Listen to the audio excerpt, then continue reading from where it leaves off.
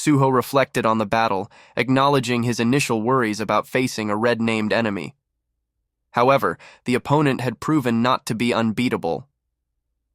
Beru, unwavering in his loyalty, silently praised the young monarch's victory without a hint of doubt.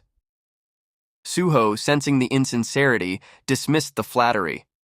Despite that, the battle had yielded something far more valuable, a new fighting technique harnessing his shadow powers. With the battle concluded, Suho's attention shifted toward the fallen soldier, ready to claim the rewards of his hard-fought victory. A notification appeared, signaling the completion of Suho's quest. The system prompted him to check his reward. Without hesitation, Suho confirmed. Another message followed, announcing the reward: Runestone Storm Slash. Notice, you have learned the skill Storm Slash. The system displayed the skill's details. Storm Slash, Level 1. Active skill, mana cost, 50. Effect: the power of the howling wind is imbued into the user's sword, enabling them to strike multiple enemies simultaneously. Suho's eyes gleamed as the realization settled in. A skill. Exactly the kind of reward he had wished for the most. His instincts immediately grasped the method to wield it. Shadow energy began to swirl around his hands as he prepared to test the newfound power. His gaze shifted to the weapon lying on the ground, contemplating which one to use. Within the weapon's dormant consciousness, a sinister voice echoed, the remnant will of its former master. It seethed with humiliation, cursing its defeat at the hands of the Shadow Monarch's descendant. Yet, even in defeat, its twisted nature remained. The weapon's will whispered, confident in its vengeance. The boundless greed of humans would be its salvation. The moment Suho laid hands on it, that greed would consume him. Oblivious to the weapon's lingering malice, Suho reached down and grasped it firmly. A notification appeared. Notice, you have obtained the item, Raken's Fang. Suho examined the weapon in his hand, its craftsmanship far surpassing the crude goblin weapons he had used before.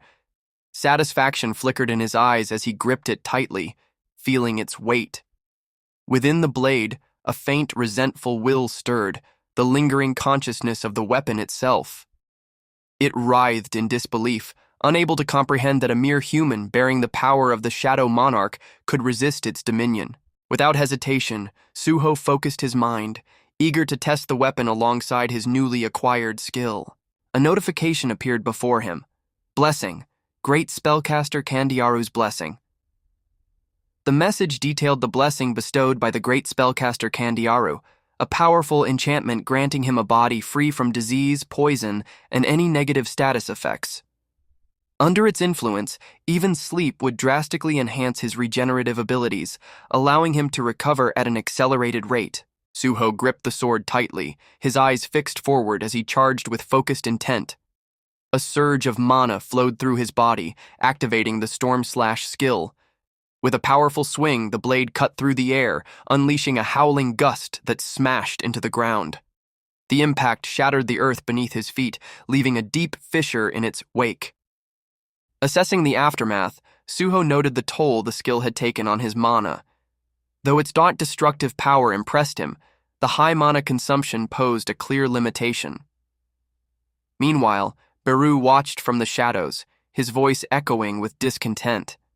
To him, Suho's enthusiasm for the sword skill seemed far too reserved compared to the limitless potential of shadow extraction, an ability capable of wielding power hundreds, even thousands of times, greater than any ordinary attack.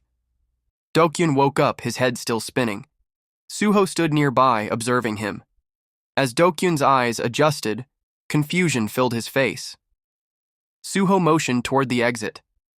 When Dokyun noticed the corpse of the possessed hunter, shock washed over him, leaving him speechless. Outside the gate, Suho prepared to re-enter the dungeon, determined to search for any remaining survivors. Dokyun, still shaken, gave a small nod, silently agreeing to wait. Suho stood silently in front of the gate, his figure unwavering. Dokyun watched from behind, his thoughts racing. An E rank with a summoning skill, someone who should be insignificant in the minor leagues. How could Suho be so powerful? Yet none of that mattered now. What truly mattered was that Suho had saved everyone. The lichens bared their fangs, eyes burning with hostility. Suho lunged forward, his shadow gauntlets crashing into their bodies with relentless force. A notification appeared. You have defeated steel-fanged lichen. Another message followed. Notice. Level up. Suho scanned the surroundings, sensing the presence of numerous wolf-type magic beasts still lurking inside. Beru urged him to seize the remaining beasts for experience. Suho's gaze shifted to his weapon, noticing its attacks had become noticeably weaker. The sword spirit sneered, refusing cooperation. Item: Raken's Fang. Type: Sword. Attack: 30. +5 stat correction.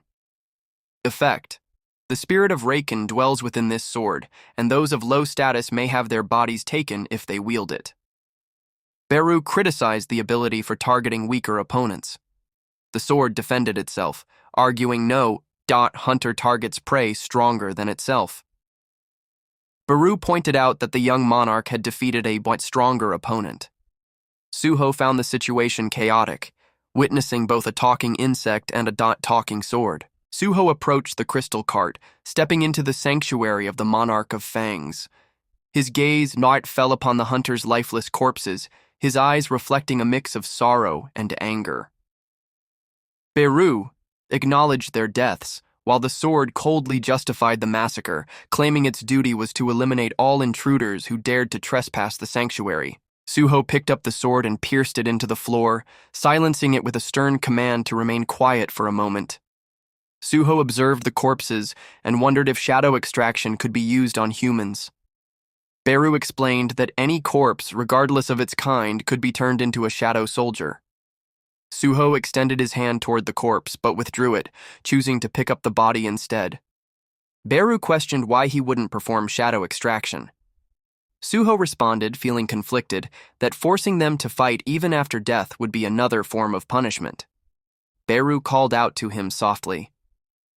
Suho shifted the conversation, asking if this place was truly the sanctuary of a monarch. Beru confirmed.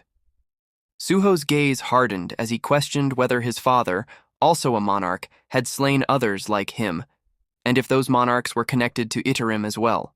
Beru explained that Itarim could be seen as his king's current enemy, while the monarchs were his previous adversaries. He revealed there were 9 monarchs in total. Suho's father, the great Sung Jinwoo, was the king of the dead, the monarch of shadow.